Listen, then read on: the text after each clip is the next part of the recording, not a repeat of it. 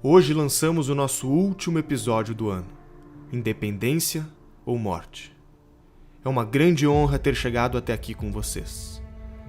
Ano passado existiu o sonho de levar para milhões de brasileiros as informações que constantemente nos eram sonegadas. Graças a você, já foram produzidos 10 documentários totalmente gratuitos, 220 horas de aula envolvendo mais de 120 especialistas. 10 milhões de pessoas assistiram o nosso conteúdo. São centenas de pessoas e famílias que todos os dias despertam como brasileiras. A cada pessoa que torna-se membro, 1000 pessoas acessam o nosso conteúdo gratuito. É um marco na conscientização do país. O Brasil Paralelo é uma realidade. E o ano de 2018 será decisivo. É hora de fazer algo efetivo pela nossa cultura. Sabemos que ainda há um longo caminho pela frente. Precisamos de você para continuar impactando o povo brasileiro. E atenção, até a meia-noite desta quinta-feira é o último momento de você aproveitar o nosso preço promocional e se tornar membro. Depois disso, essa condição será encerrada. Aproveite e torne-se membro do Brasil Paralelo e até breve.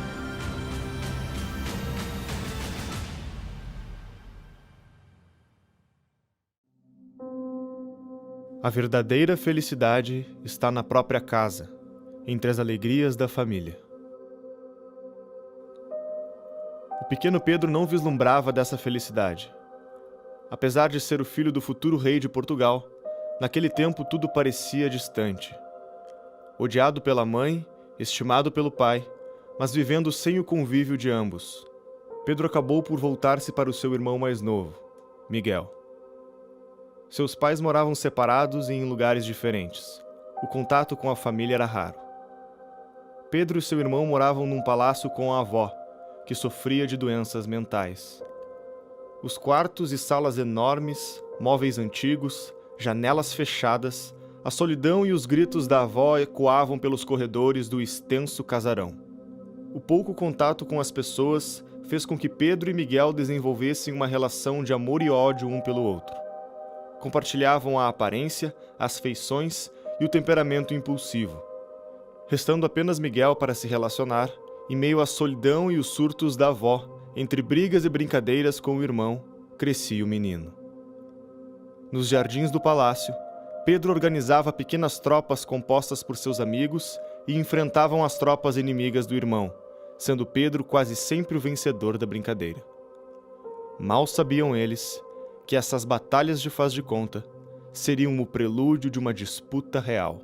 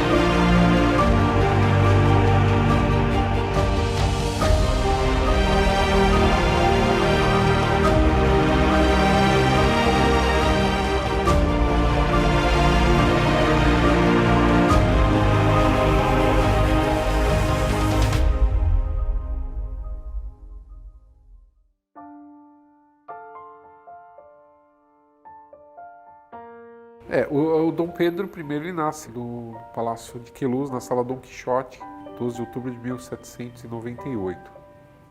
Ele foi uma criança abandonada, né? Ele vivia com a avó dele era louca, ele vivia sozinho com ela. A Leopoldina nasce nessa família super preparada para governar, antenada ao tempo dela, só que numa Europa revolucionada por Napoleão. Viena chega a ser tomada 2 vezes por Napoleão nesse período, e por 2 vezes a Leopoldina e a família tem que fugir de Viena.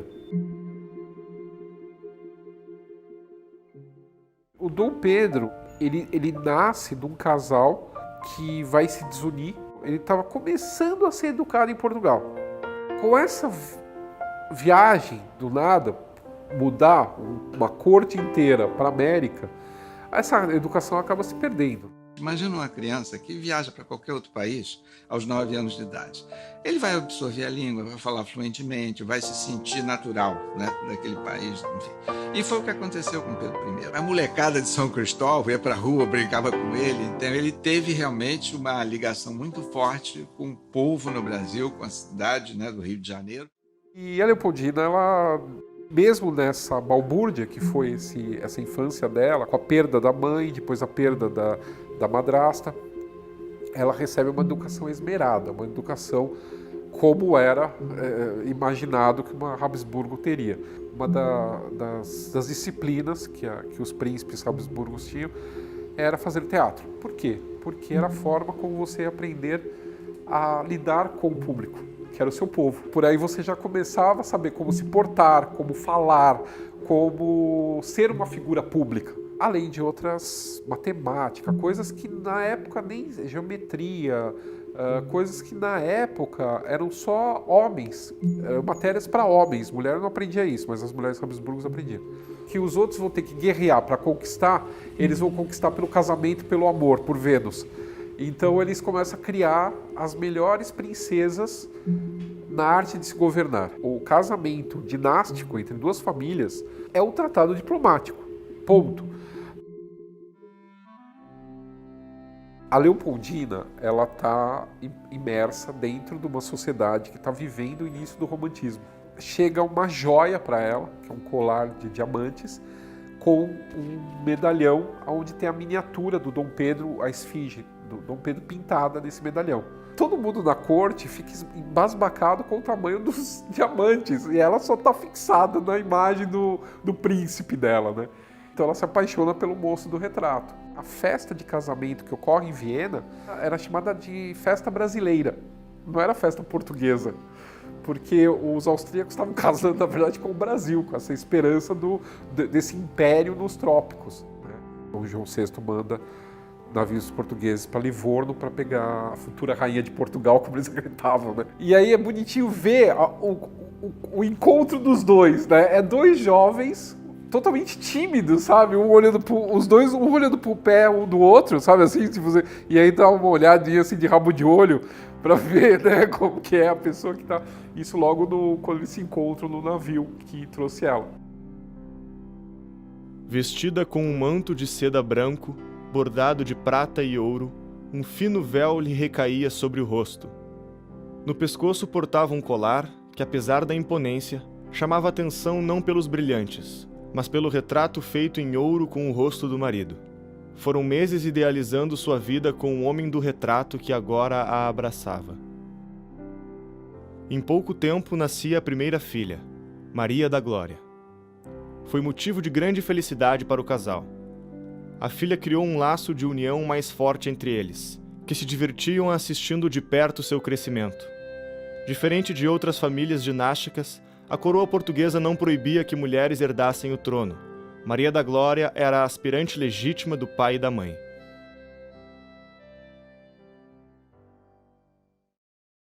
Nem tudo eram sorrisos. A medicina ainda não avançada na época fez com que a princesa e Dom Pedro viessem a perder um filho bebê e outro ainda em gestação. As mortes prematuras de 2 filhos seria o preâmbulo de um ano conturbado.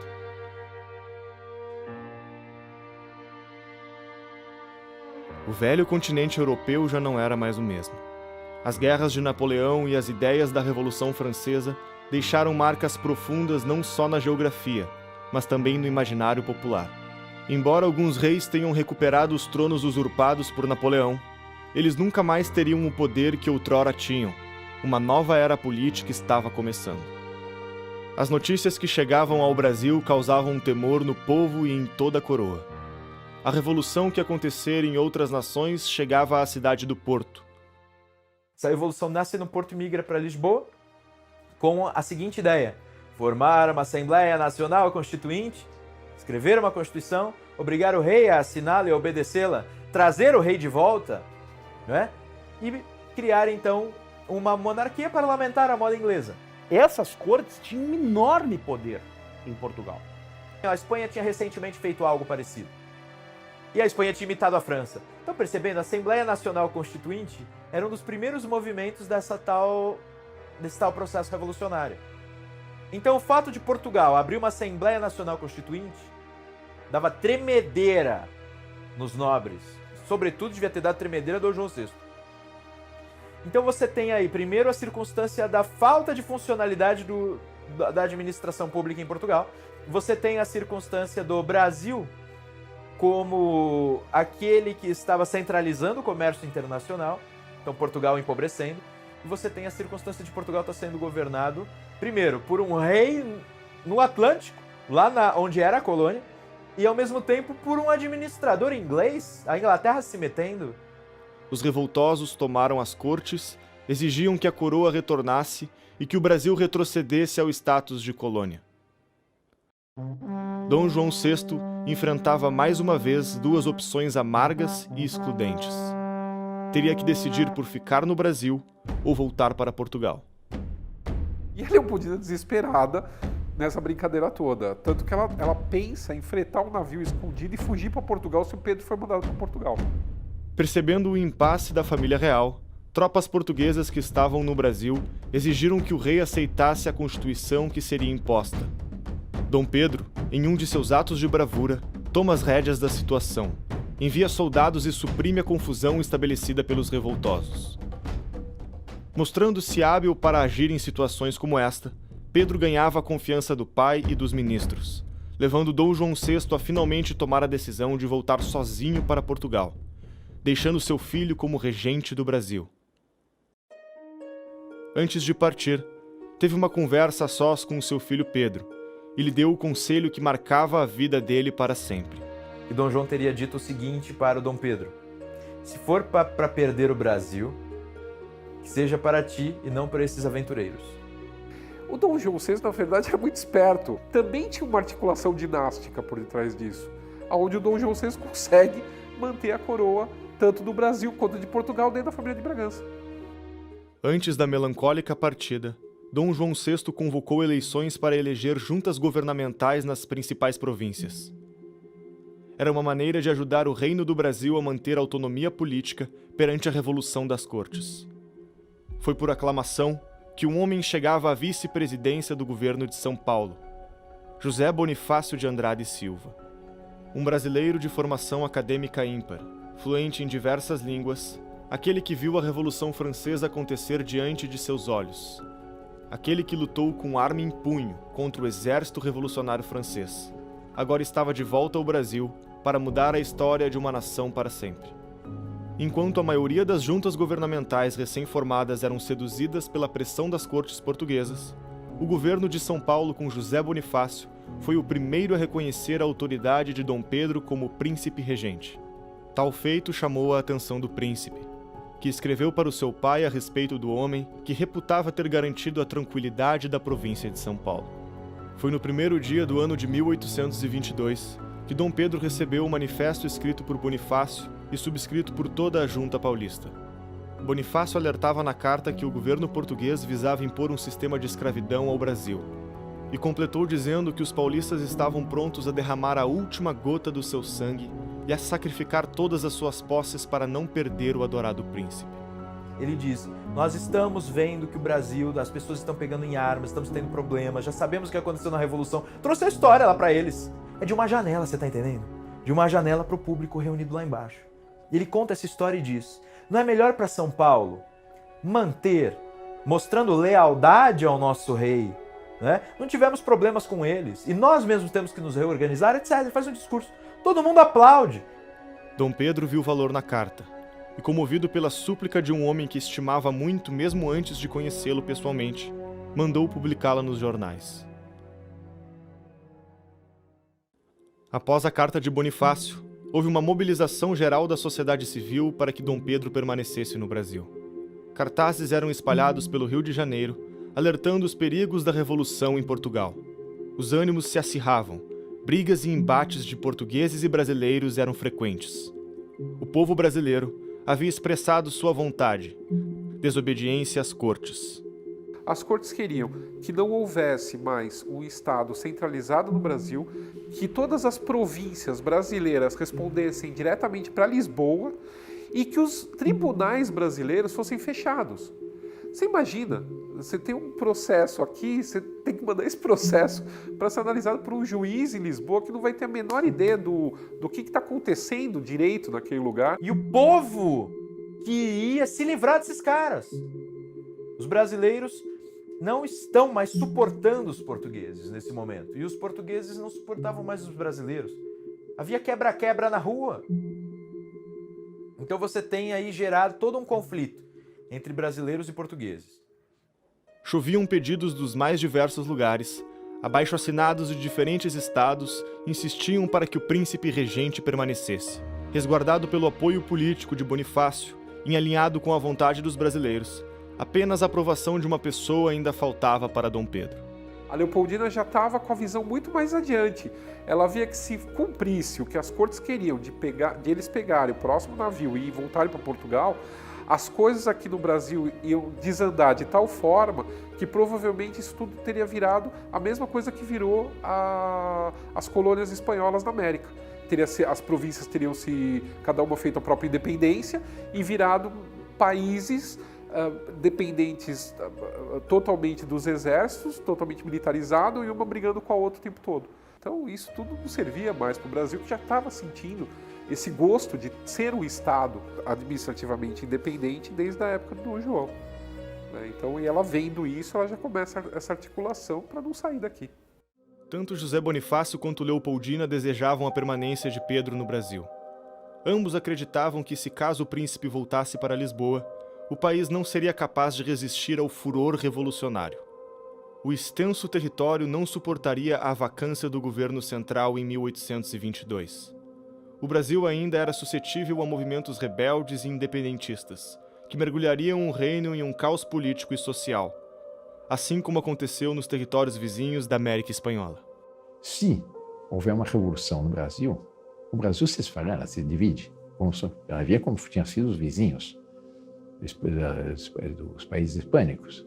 Qual vai ser, na mente de Bonifácio, daí a gente começa a interpretar o que ele achava da Revolução Francesa. Na cabeça dele, se deixasse ocorrer o rio de sangue, o que ia acontecer na cabeça dele? Iam vir uns malucos que iam governar, o rio de sangue ia aumentar, ia ficar ainda mais caudaloso, ia dar tudo errado, o Brasil ia se quebrar em pequenas republiquetas que mal iam se governar a si mesmas. Você percebe pelos escritos do Bonifácio. Precisamos evitar que o Brasil tome o rumo da América Espanhola e da Revolução Francesa. Tá claro o que ele pensa. Acabou. O que ele pensa da Revolução Francesa?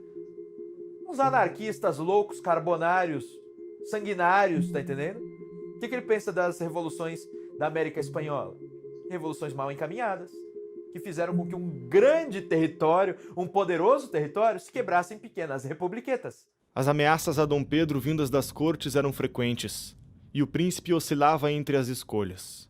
A questão se tornou irremediável quando as cortes dissolvem o governo e ordenam mais uma vez a volta do regente.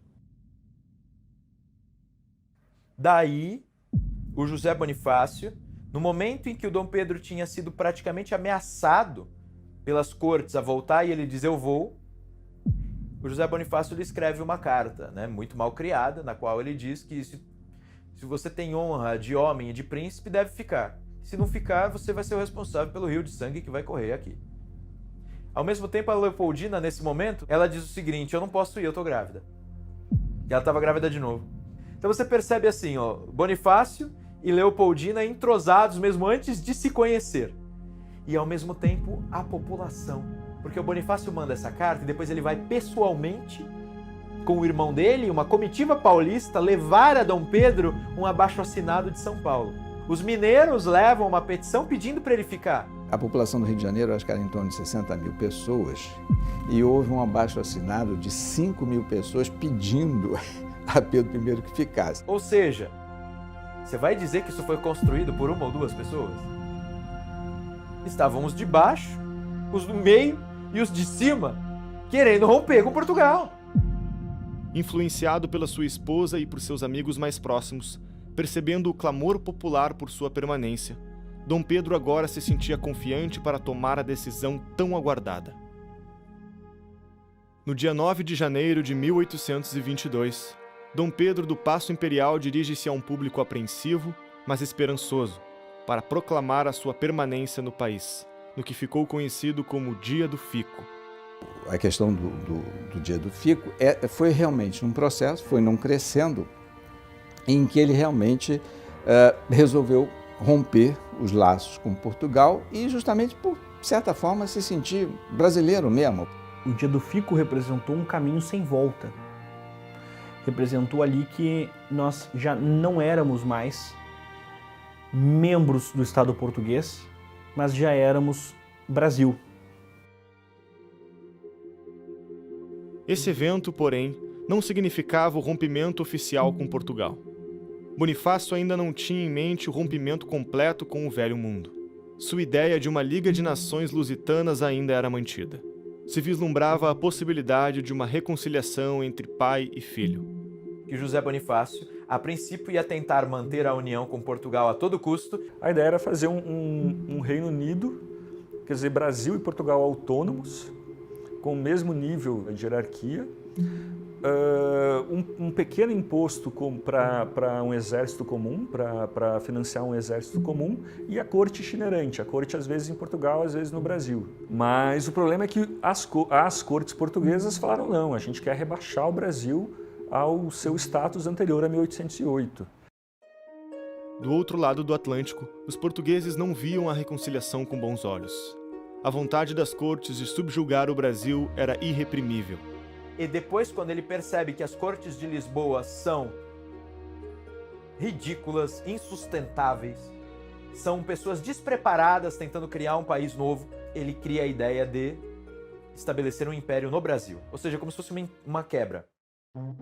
Poucos dias após o pronunciamento de Dom Pedro comunicando que permaneceria no Brasil, o tenente-general Jorge de Aviles acreditava na fragilidade do príncipe novato e organizava suas tropas para dar um golpe e assumir o governo brasileiro. O general português já havia tentado um golpe anteriormente, mas após uma negociação com Dom Pedro, havia dado uma trégua para o príncipe. Dessa vez, Pedro deixaria de lado a conversa e as negociações. Era hora de agir. Amotinando-se na Praia Grande, em Niterói, Aviles e suas tropas se fortificaram em um local estratégico. Percebendo a gravidade do ato, Pedro reage enviando tropas do exército e civis armados para combater Aviles.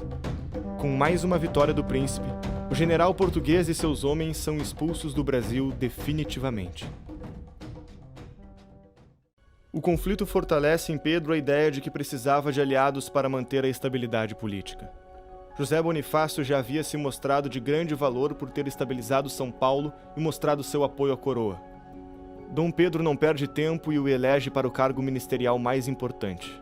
Bonifácio assumiria a Secretaria de Estado dos Negócios do Império e Estrangeiros, se tornando o primeiro brasileiro nascido em nosso solo a ocupar um cargo ministerial. Por quê? Porque naquele momento os ministros portugueses estavam tendo briga com o Dom Pedro e eles estavam ameaçando pedir demissão, estavam brigando e tal. O Dom Pedro já mandou todo mundo embora e ele contrata o José Bonifácio. Você agora é o ministro. Então José Bonifácio, antes da independência do Brasil, já era o ministro principal do Dom Pedro e ele foi o primeiro brasileiro a ganhar um cargo tão alto. Porém, quem daria tal notícia ao velho sábio não seria o príncipe. A instabilidade fez com que Leopoldina decidisse se refugiar na fazenda de Santa Cruz. Ela tinha saído por causa do perigo. Tava tendo passeata o tempo todo e briga de rua, tá entendendo?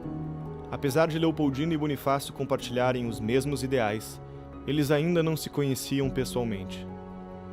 Vocês sabem como é que ele encontra Leopoldina pela primeira vez?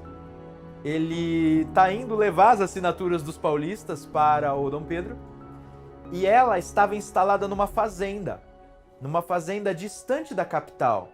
Quando ela vai ao encontro deles, ela os saúda e ao mesmo tempo ela percebe que o José Bonifácio está ali, ela já tinha ouvido falar nele, afinal ele tinha mandado a carta do Fico antecipadamente. E ela o cumprimenta e ele começa a falar, e eles começam a conversar em francês, pelo que consta. talvez ela tenha começado a falar com ele em francês. Por quê? Porque ela sabia que ele passou um tempão na França. E depois eles mudam para alemão, porque provavelmente ele passou para o alemão percebendo o seguinte, não precisa ser em francês, pode ser em alemão. E ela teria ficado felicíssima de conversar com ele em alemão. Quando eles se encontram com uma princesa culta, que está percebendo o que Portugal está fazendo, vai saudá-los a cavalo grávida. E faz questão de dizer para eles, eu estou com vocês, acredito no que vocês acreditam. Então assim, eles ficam encantados com ela. A princesa causou comoção ao relatar o que pensava dos acontecimentos recentes e pela maneira carinhosa que falava. Arrancou lágrimas de Bonifácio e de sua comitiva. Foi nesse encontro que Leopoldina informou que o seu marido havia escolhido Bonifácio como seu mais novo ministro e que receberia a informação assim que encontrasse Pedro no Rio de Janeiro. Ele nega a princípio. Ele diz que não quer. É preciso que o Dom Pedro encha a paciência dele, que a Leopoldina peça a ele. Aí ele aceita o cara. E ela só diz uma coisa, que é o que foi registrada. Eu nunca tive uma impressão tão forte, tão arrebatadora quanto a que eu tive ao conversar com aquele José Bonifácio. Ela percebe um gigante ali, tá entendendo?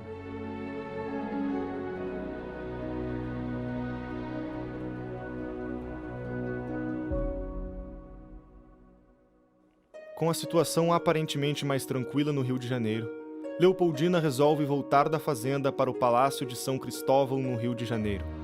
Porém, a viagem significaria mais uma perda para a família real. A vida na fazenda não era a mesma da capital do Império.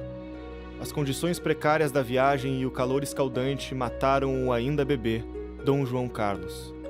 Em cartas enviadas para seus pais, Leopoldina e Pedro culpariam os revoltosos portugueses pela morte do filho, dizendo que se não houvesse tanto tumulto e brigas, não haveria motivos para a viagem. As notícias da capital do Império demoraram para percorrer o extenso território brasileiro. Apesar da aclamação dos cariocas, o príncipe regente não sabia se receberia o apoio do resto do país para sua permanência no Brasil. Agora ministro, Bonifácio recomendou ao príncipe fortalecer os laços com a província e buscar apoio para sua causa. Ou seja, o projeto do José Bonifácio de manter Dom Pedro aqui para criar para manter o Império do Brasil como sucessor do tal Império Português é o que está prosperando. Rio de Janeiro havia se declarado fiel ao príncipe e às suas decisões. Dom Pedro e sua comitiva partem então para Minas Gerais. Em Minas estava tendo um problema ali, porque existiam os fiéis, os leais a Lisboa, mas ele foi até lá, conquistou o povo, porque ele fazia de tudo, discursava nas sociedades secretas, bebia com o povão, visitava as mulheres, pegava as mulheres dos nobres, enfim, ele corrompia a estrutura portuguesa que já havia e colocava todo mundo do lado dele. Foi um grande sucesso, ele foi aclamado, jogado pra cima, era um molecão, né? Imagina, 24 anos, tu é o príncipe, andando por lá, o cara fazia de tudo. Antes de seguir em viagem, Dom Pedro deveria nomear um substituto para ocupar a regência. Então decretou que sua esposa, a princesa Leopoldina, governaria em seu lugar. Era a primeira vez na história que uma mulher comandava o país. A rigor, né, a primeira chefe de Estado do Brasil foi a Leopoldina, mulher dele. É uma coisa que vale a pena a gente relembrar, porque também está meio no baú das coisas esquecidas. Em meados de agosto de 1822, seguiu para São Paulo, onde parte da junta governamental decidiu apoiar as decisões que vinham das cortes portuguesas. Em São Paulo, eles tiveram um problema, expulsam o irmão de José Bonifácio do governo provisório, porque ele tinha assumido o governo da província. O irmão de José Bonifácio era carrasco nas contas públicas. E ele pegou alguns desvios de verbas públicas. E ele denunciou e mandou os caras, né, serem perseguidos. E aí fizeram todo um movimento contra ele e o retiraram do cargo. Só que, enfim, ele era o irmão do ministro do reino e do estrangeiro, certo? Do ministro ligado a Dom Pedro. Sabe o que acontece? O Dom Pedro demite todo mundo da província de São Paulo e, ao mesmo tempo, chama o irmão do José Bonifácio para integrar o governo central. E o irmão do José Bonifácio se transforma numa espécie de ministro da Fazenda da época. Então você tem dois dos Andradas fazendo parte do governo. Era necessário fazer o mesmo que havia sido feito na província mineira, garantir a paz e a soberania do Brasil. Dom Pedro ganhava apoio da população rural e fazendeiros saudavam o príncipe e sua comitiva por onde estes passavam. No mesmo mês, chegaram ao Brasil as mais novas reivindicações das Cortes de Lisboa. Elas rebaixaram o príncipe Dom Pedro a mero delegado temporário. Os novos representantes do governo brasileiro seriam eleitos em Lisboa, que não aceitariam mais as leis definidas pelo governo brasileiro e puniriam todos que desobedecessem suas ordens. E quando se chega a essas notícias, a Leopoldina o que faz? Ela chama para uma sessão do Conselho de Estado, onde todas essas pessoas se reúnem e aí se delibera que é melhor aconselhar o príncipe pela separação do Brasil. Então, quer dizer, ela está à frente de tudo isso, né? E assim, se ela já não tivesse alinhada politicamente com o Dom Pedro, ela nunca ia presidir um Conselho de Estado que dirigisse para esse caminho se ela não tivesse alinhada com o Dom Pedro. E ela sabia articular entre o Conselho de Estado e o próprio marido, que era Pedro I. Então ela era uma mulher muito sagaz e ela via que o melhor para esse contexto era de fato a independência, né, para o Brasil. Ela já estava casada com esse intento há muito tempo, ao passo que Pedro I talvez não, né, ele ainda estava dosando aí algumas decisões. José Bonifácio concluiu na reunião do Conselho que havia esgotado as possibilidades de conciliação com Portugal. O Brasil fizera o possível para contornar a situação, mas as relações haviam chegado em um ponto irremediável. O destino do Brasil clamava por um rompimento com a coroa portuguesa. Em seguida, enviou um mensageiro para entregar a Pedro a carta que informava sobre a decisão arquitetada por Bonifácio e Leopoldina no Conselho. Quem assinou a ata da reunião do Conselho de Estado que decidiu a independência foi Dona Leopoldina. E Dom Pedro apenas recebeu a confirmação, que ratificou o ato de sua esposa.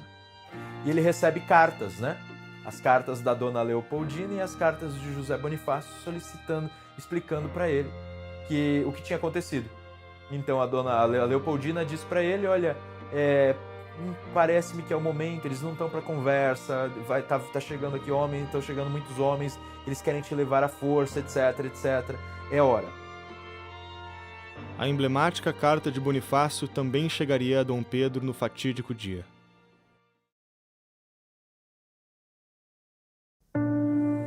Senhor, as cortes ordenaram a minha prisão por obediência a Vossa Alteza.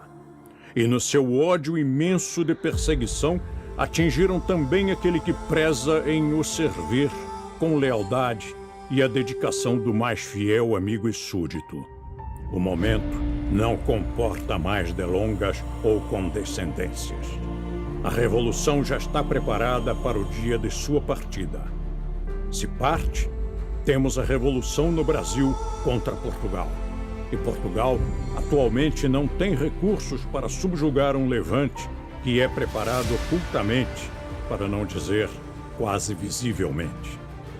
Se fica, tem Vossa Alteza contra si o povo de Portugal, a vingança das cortes, e direi até a deserdação, que dizem já estar combinada. Ministro fiel, que arrisquei tudo por minha pátria e pelo meu príncipe, servo obedientíssimo do senhor Dom João VI, que as cortes têm na sua detestável coação, eu, como ministro, aconselho a Vossa Alteza que fique e faça do Brasil um reino feliz, separado de Portugal, que é hoje escravo das cortes despóticas. Senhor, ninguém mais que sua esposa deseja a sua felicidade. E ela lhe diz, em carta que com esta será entregue, que Vossa Alteza deve ficar e fazer a felicidade do povo brasileiro, que o deseja como seu soberano, sem ligações e obediências às despóticas cortes portuguesas que querem a escravidão do Brasil e a humilhação do seu adorado príncipe regente. Fique, é o que todos pedem ao magnânimo príncipe que é Vossa Alteza, para o orgulho e felicidade do Brasil.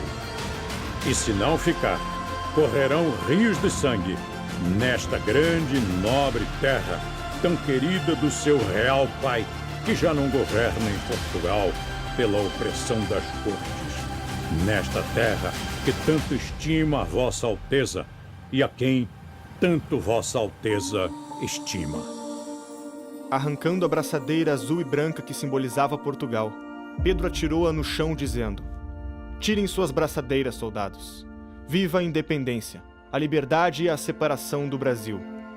O príncipe ergueu a espada, no que foi seguido pelos militares. Os paisanos tiraram o chapéu e Dom Pedro disse: "Pelo meu sangue, pela minha honra, pelo meu Deus, juro fazer a liberdade do Brasil." Brasileiros, a nossa divisa de hoje em diante será independência ou morte.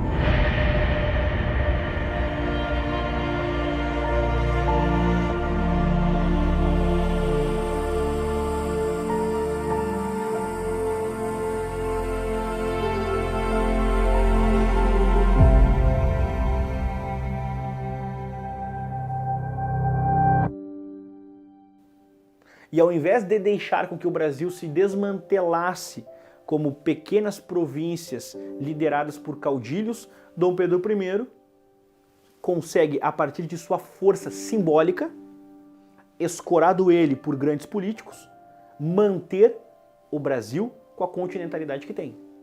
Eu vejo, inclusive, como uma medida acertada de Dom Pedro I, como um êxito, não só dele, mas de homens como, por exemplo, Bonifácio, de mulheres como, por exemplo, a própria Leopoldina. A independência do Brasil é mais similar à independência dos Estados Unidos, da América, e não às independências, os movimentos independentistas da África, por exemplo, na década dos anos 60.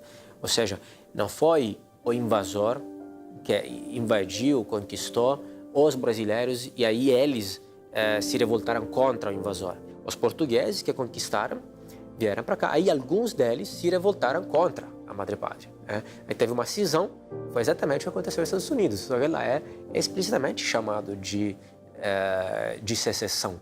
Nossa independência foi muito mais uma emancipação de um filho que se tornara maior, aliás, muito maior que o pai, do que guerras fratricidas como foram nossos vizinhos hispano-americanos. Como ficou muito claro para a sociedade, para essa elite intelectual, econômica e política brasileira, que a volta de Dom João VI seria um retorno àquele estágio anterior, eu acho que isso acendeu, inclusive no próprio Dom Pedro I, que se sentia brasileiro, essa necessidade do Brasil se tornar um país independente. Enquanto Dom Pedro e sua comitiva retornavam de São Paulo para o Rio de Janeiro, a organização do mais novo Império das Américas começava pelas mãos do ministro Bonifácio e da agora Imperatriz Leopoldina. Ela, junto com Bonifácio e o artista francês Jean-Baptiste Debré, idealizaram e desenharam o que seria a bandeira do Império do Brasil. A bandeira uniria o verde da família Bragança e o amarelo da família Habsburgo. No coração da bandeira estava a cruz da Ordem de Cristo, símbolo do começo da trajetória de homens destemidos que um dia cruzaram o Atlântico e encontraram o paraíso tropical.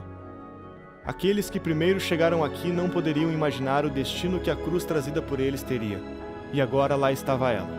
Após séculos de histórias de batalhas, presente na bandeira hasteada por um povo finalmente independente.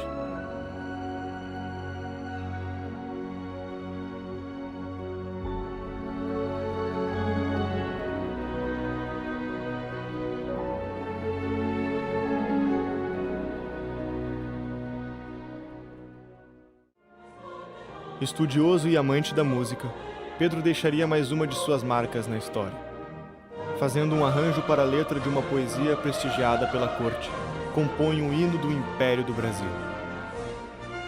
No dia em que Dom Pedro completara 24 anos, o povo saiu às ruas do Rio de Janeiro para aclamar o seu imperador. Uma exuberante passeata seguida de uma grande festa eclodiram na cidade.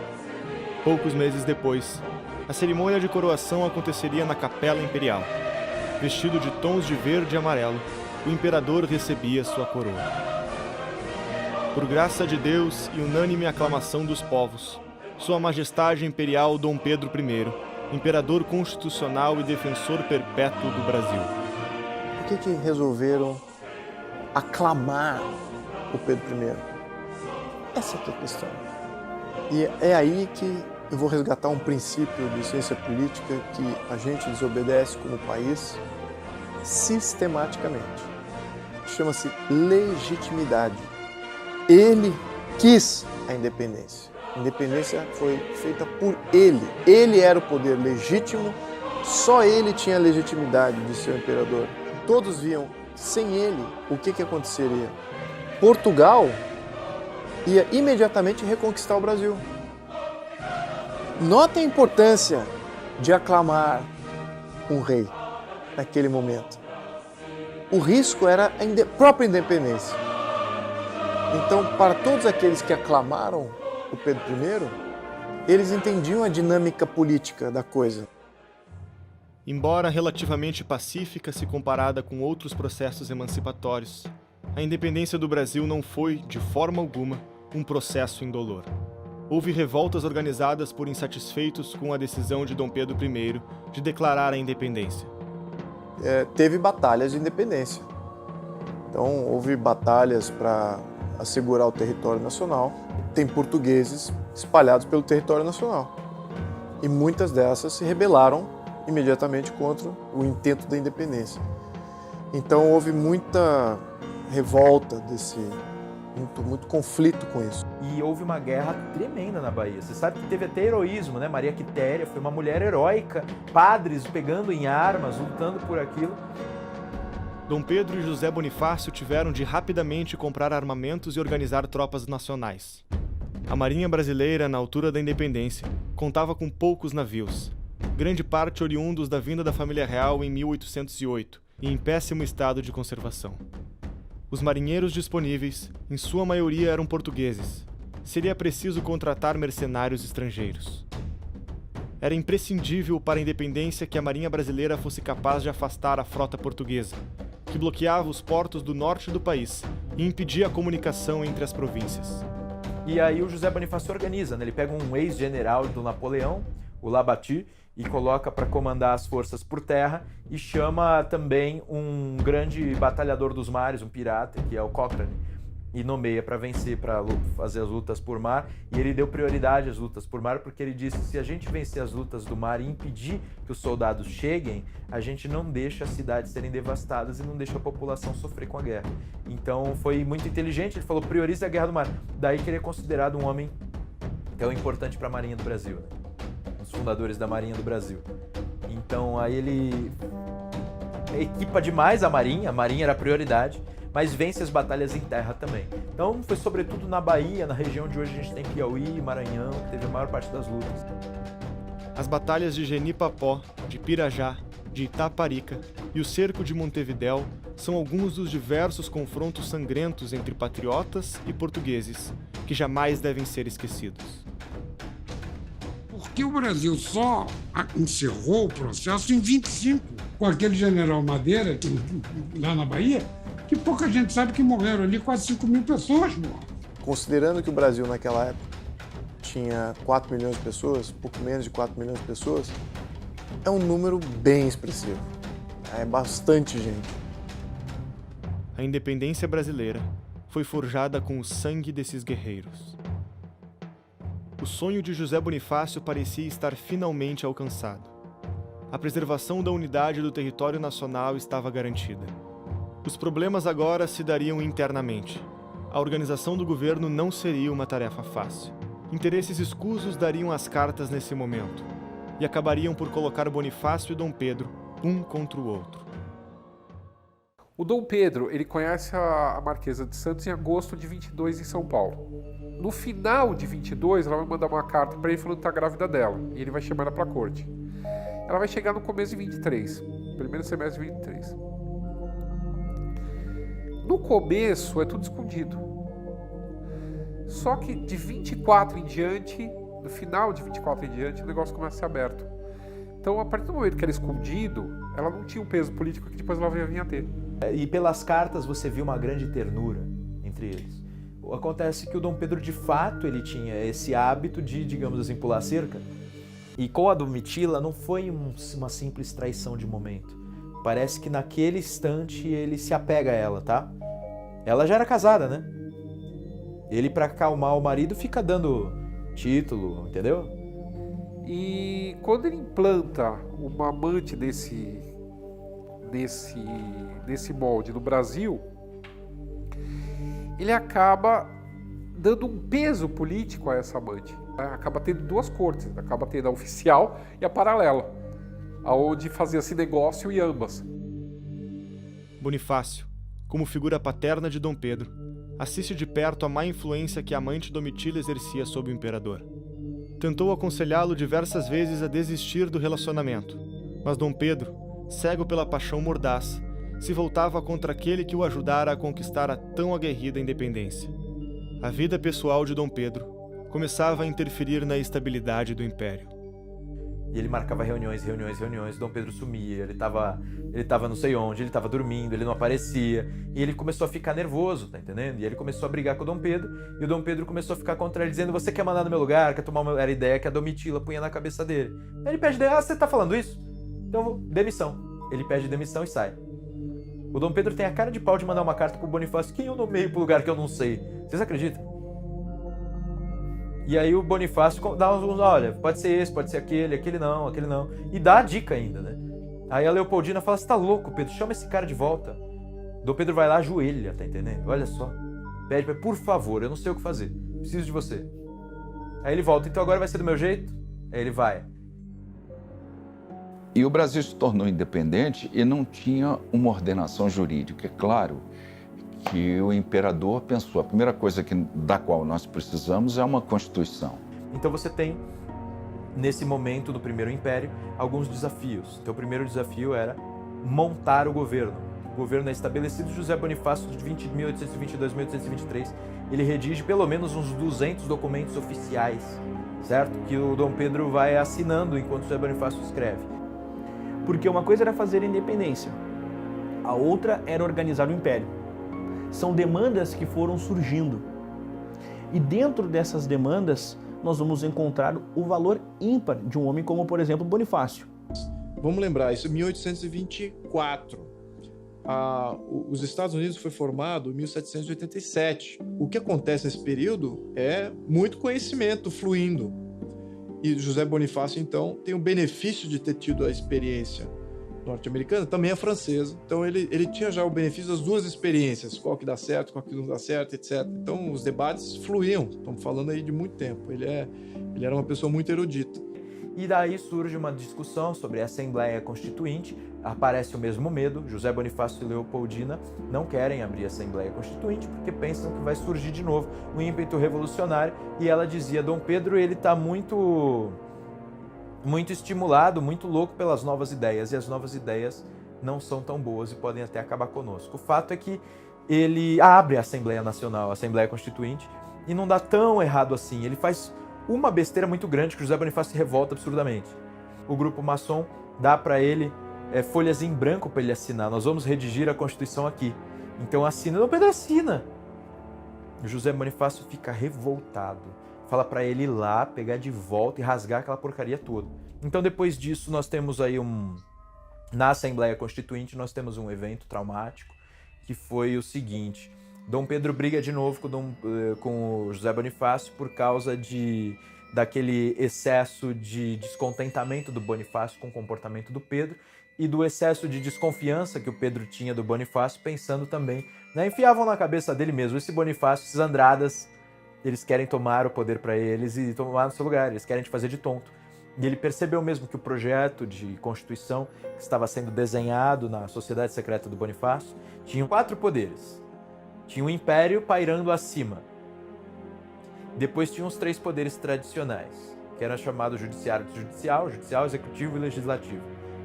O Império era simplesmente... ele é o Império, ele fica lá quieto, parado, e não influi em nada. O Dom Pedro faz o quê? Bota o exército, fecha a Constituinte e exila os Andradas. Acabou, agora não vai ter mais isso. Monta o conselho chama quem ele quer e diz, agora escreve aí a Constituição. Aí pega o rascunho dos caras e diz, arruma para eu ter poder.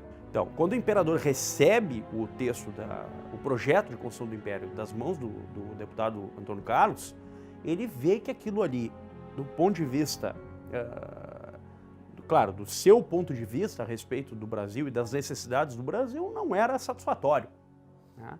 Então monta-se um Conselho de Estado e o Conselho de Estado aí sim faz a redação da Constituição do Império.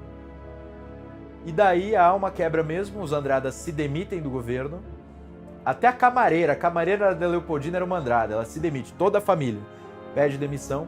Mas não me parece que a briga pessoal fosse suficientemente capaz de levar a esse rompimento absoluto. Com certeza foi um rompimento que se deu também por cosmovisão, por visão de império, né?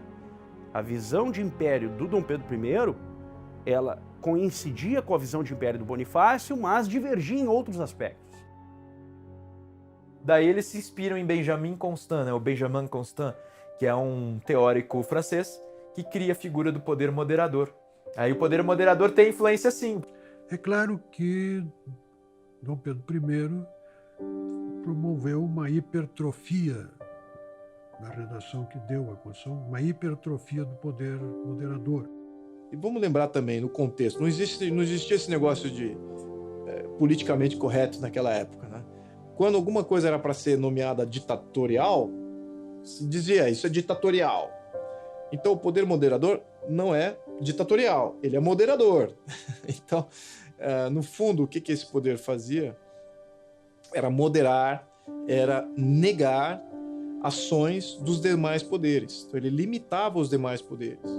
Nós conseguimos formar, em 1824, a primeira Constituição escrita no mundo com 4 poderes. E nós tínhamos, durante o século XIX, uma Constituição, sob o ponto de vista de organização das instituições, muito superior a essa Constituição que temos hoje. Ela entregava esses poderes agora a outros 2 poderes, o poder da democracia e o poder da aristocracia. Essa Constituição de 1824, ela tinha preceitos liberais, apesar de ter sido outorgada de forma até um tanto violenta pelo imperador. Mas o espírito que regia a ideia do imperador era um espírito de liberalidade. Perceba que há uma progressão, há uma jornada intelectual, constitucional, sobre como organizar esta independência. A primeira coisa, dia do fico. Depois, independência. Depois, Constituição. Depois, poder moderador. Não satisfeito em ter vencido a guerra constitucional contra o grupo de Bonifácio, Dom Pedro tomaria mais uma atitude. Desprezaria a amizade que nutriu com o patriarca da independência. Uma vez grandes companheiros, tanto estimados um pelo outro, agora se comportavam como inimigos. Vocês sabem que nesse meio tempo ele nomeia a Domitila como Marquesa de Santos. José Bonifácio diz, né, esse moleque desgraçado deu título dela de Marquesa de Santos para nos humilhar. Ela pega a pátria dos Andradas, que ele chamava de Santos, e dá o título para aquela... Não preciso dizer, né? Ele usa uma palavra horrorosa. E ele ainda sugere qual será o brasão dela, né? Lá em Santos tem um lugar que tinha uma montanha com um formato meio esquisito que era chamado de pau grande. Ele diz o brasão dela tem que ser o pau grande. Então assim, o José Bonifácio fala isso, né? Deixa claro que ele não tem o menor respeito pela Domitila. Mas ela é nomeada Marquesa de Santos quase que numa provocação. Ela não era de Santos, né? A perda da amizade de Bonifácio não seria a única perda para Dom Pedro. Forçada a conviver com o amante do esposo na própria casa, Leopoldina sofreu calada em troca da estabilidade do império. Lembrando de tudo que aprendeu com sua família, manteve-se consciente de suas responsabilidades como imperatriz. Leopoldina resolve se fechar e amargurar em silêncio o desprezo do marido. O resultado seria uma profunda depressão e debilitação de sua saúde.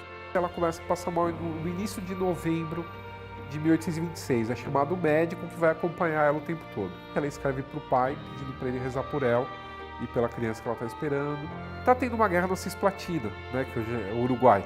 Eles estão querendo independência e o Dom Pedro está com tropas e com uma esquadra para levar reforços para a Cisplatina. Ele vai atrasar essa partida até dia 23, quando ela tem uma melhora.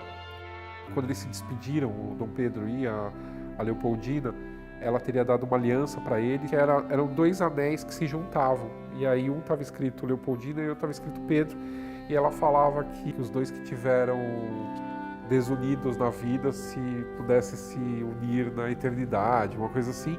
E que ela sabia que quando ele voltava, ela não ia mais estar viva. Dia 29 à tarde ela tem uma piora de novo e ela não sai mais da cama. Os médicos até então estavam achando que o problema era a gravidez. E ela tem um aborto no dia 2. Quando ela tem esse aborto, eles ficam apreensivos, porque a criança que ela aborta, que está com quase 4 meses, o feto estava intacto. Era o corpo dela, já por causa da doença, expelindo a criança. Já era um processo de morte. E aí ela falece em 11 de dezembro de 1826, às 10h15 da manhã, ela morre. Para que você tenha uma ideia, todas as catedrais do país tinham um monumento a ela, como se ela tivesse sido sepultada em cada uma delas. Ela era uma pessoa, assim, como ser humano, formidável, né? Era extremamente caridosa com todos. Foi a primeira mulher a assumir o poder supremo desse país. Ela foi a primeira pessoa, antes até do próprio Dom Pedro, a perceber, né, que o Brasil ele teria que ser um país livre. Ela, Leopoldina, vai ter conseguido ser amiga de Dom Pedro I, atestado de grandeza, de virtude. Ou seja, ela vai ter superado certas coisas. E certas coisas bem pesadas, bem drásticas. Como, por exemplo, o próprio convívio forçado com a Marquesa de Santos. Eu pude ver que eles eram muito mais do que simples iconografias, né, de museus, de livros. Eles eram seres humanos como nós, eles tiveram uma vida como nós temos hoje a nós.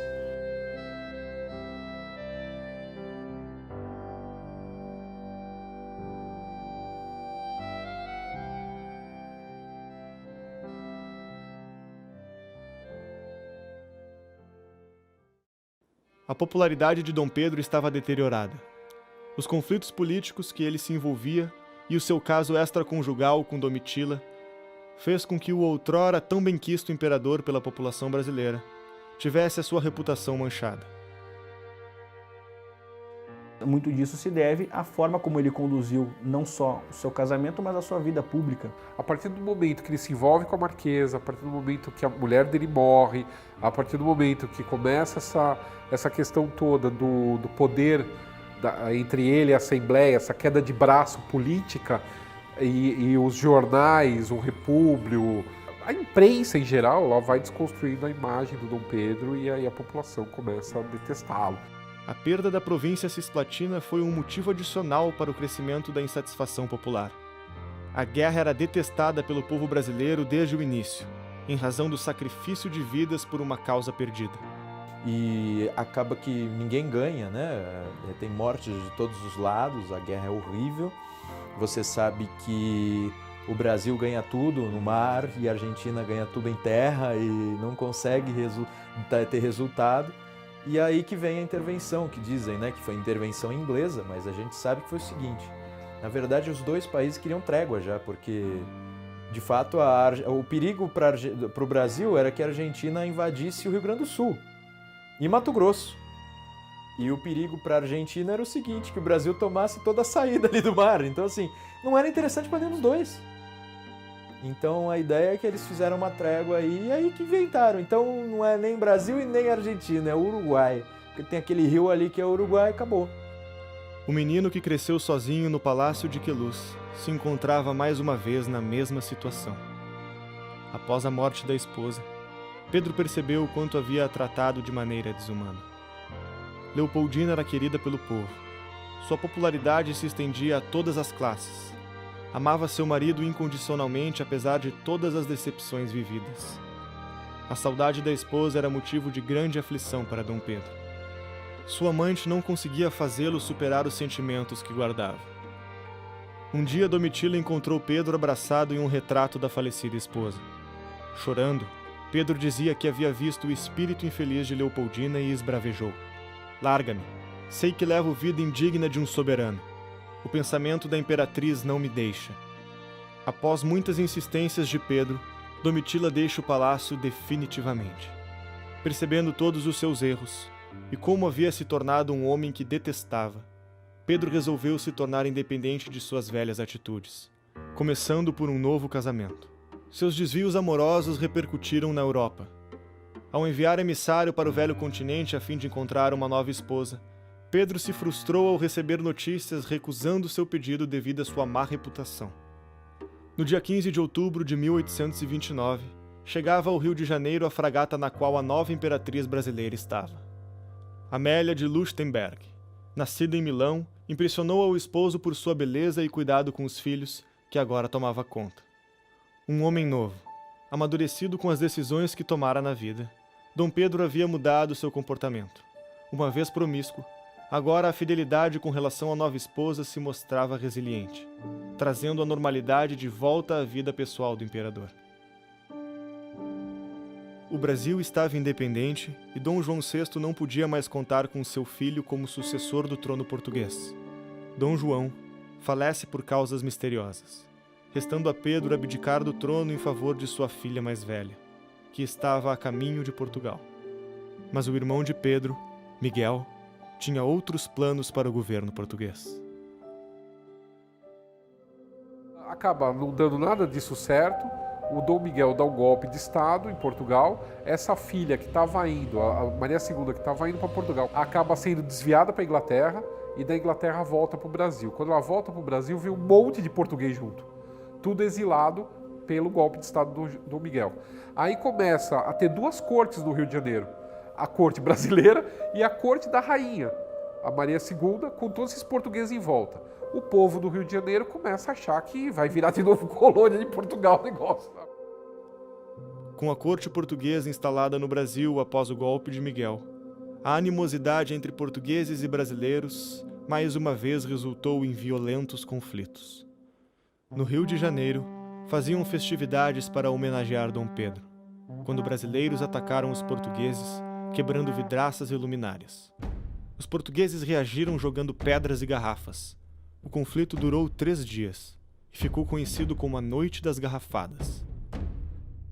A Assembleia decide agir perante o caos e exige que Dom Pedro tome providências em relação aos ataques feitos aos brasileiros.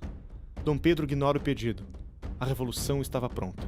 Em abril, de 1831, ele é obrigado a renunciar, porque assim, ele não contava mais com o apoio do exército. Estava tendo uma revolta no Rio de Janeiro, por conta que achavam que ele ia acabar com a Constituição, uma loucura, uma loucura fomentada pela imprensa, que acabou levando a população à rua e pressionando ele para renunciar. O primeiro reinado acaba justamente porque Dom Pedro se vê esgotado. Ele já não tinha nenhuma liderança ao seu lado, ele já tinha contra ele todos os grupos possíveis, mesmo dos fazendeiros. Ele quebrou, a economia também, enfim. E ele resolve abdicar. Na mesma madrugada, com roupas civis, acompanhado da esposa, Pedro parte para a Europa, entregando sua carta de abdicação para que seja lida aos brasileiros. Era a última vez que pisava na terra que havia se tornado independente por suas mãos poucos anos antes. Quando saiu do palácio, as crianças estavam dormindo. Pedro visitou os quartos de seus filhos e beijou cada um deles silenciosamente, mal contendo as lágrimas.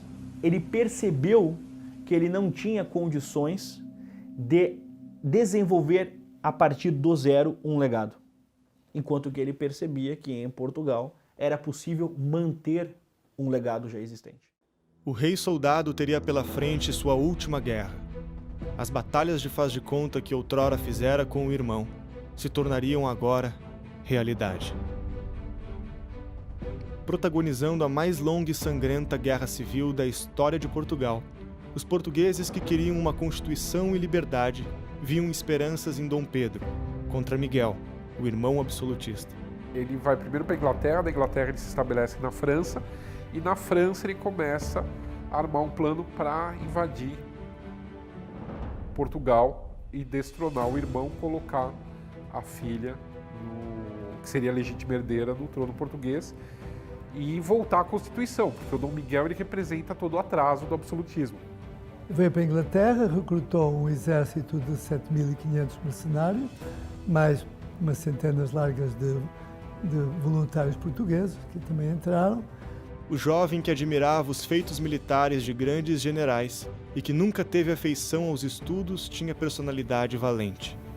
Pedro auxiliou feridos, construiu trincheiras, fez refeições entre os soldados e guerreou sob fogo pesado, enquanto homens ao seu lado eram alvejados e dilacerados. Ele está com um exército reduzido, que acaba sendo cercado na cidade do Porto. A proporção era tipo 1:1000, o exército dele para o exército do Dom Miguel. Ele enfrenta o cerco do Porto durante meses. O Dom Miguel ele tinha dado uma de Stalin, ele tinha matado todo mundo que ele achava que era liberal e tal. E quando, assim como Hitler, quando invadiu a Rússia, quase todos os melhores generais tinham sido mortos pelo Stalin, aconteceu uma coisa semelhante em Portugal, com referência a Dom Miguel. Dom Miguel não tinha muito militar bom do lado dele, nem diplomata, porque esses estavam todos do lado do Dom Pedro. Então o Dom Pedro, com um jogo de cintura, uma certa estratégia, ele consegue pequenas vitórias e acaba tomando Lisboa. Conquistou o país, depois de uma guerra civil que durou 2 anos, e quando ganhou, exilou o irmão. Foi e derrotou o Dom Miguel, organizou um exército, combateu e fez tudo. No mesmo ano em que assinou a rendição do irmão, a guerra cobraria o seu preço. Anos de batalhas incansáveis, pouco repouso, alimentação escassa, combinados com a tuberculose que infestava seu corpo, marcariam o fim da trajetória do homem que tornou o Brasil independente. Pedro voltou ao lugar que havia nascido, o Palácio de Queluz. As brincadeiras com o irmão e os gritos da avó agora davam vez ao agonizante leito de morte. Realizou pequenos encontros onde tomou suas últimas decisões. Deu conselhos e prestou homenagens a todos que julgava merecedores. Depois, decretou junto com deputados a maioridade de sua filha Dona Maria II, a tornando a rainha de Portugal. Por fim, pediu a ela que fosse enterrado sem requintes, em um caixão de madeira, como um simples soldado. Antes disso, houve mais um ato importante que completaria sua redenção. Dom Pedro I é uma figura ímpar. Ímpar. Não só para a história do Brasil, mas também para a história do mundo, já que dentro de nossa peculiaridade, ou de nossas peculiaridades históricas, quem proclama a nossa independência é o mesmo herdeiro da colônia. Como Dom Pedro I vai ter amadurecido de seu primeiro casamento ao seu segundo casamento. Pouca gente sabe, mas ele vai ter uma morte precoce, uma infância precoce, uma adolescência e uma fase adulta absolutamente precoce. Tanto é que em um curto espaço de tempo, ele vai ter passado por uma viuvez, vai ter 2 casamentos, vai ter proclamado a independência de um país, vai ter sido um homem que vai ter perambulado por diferentes conflitos, enfim. É uma figura que viveu uma vida turbulenta, a começar pelo próprio fato de que ele sai criança de um país e vem para outro. Bonifácio exilado estava vivendo isolado na França em condições muito precárias, pois o pequeno auxílio que o governo havia lhe prometido nem sempre era honrado. A última coisa que lhe havia sobrado era a companhia de sua querida esposa Narcisa Emília, que acompanhava o marido há quase 40 anos, em sua conturbada e memorável vida política. Em 1829, o casal recebeu permissão para sair do exílio e voltar ao Brasil. Era a esperança de uma nova fase na vida dos dois. De forma inesperada, restando apenas 2 dias para chegarem no Rio de Janeiro, Narcisa faleceu subitamente no navio. Os tempos eram difíceis para Bonifácio. A solidão e a tristeza assolavam o final de sua vida. para quem viveu uma vida intensa como a dele, marcada por grandes sacrifícios e vitórias, esse não era o final premeditado. Pedro conhecia a dificuldade de ser imperador e acreditava que seu filho precisaria estar imbuído de valores que seriam os alicerces para se governar: honra, patriotismo e saber. Era preciso que a antiga profecia, em que o filho transcende o pai, fosse concretizada, e só havia um homem em que Dom Pedro poderia confiar o seu filho.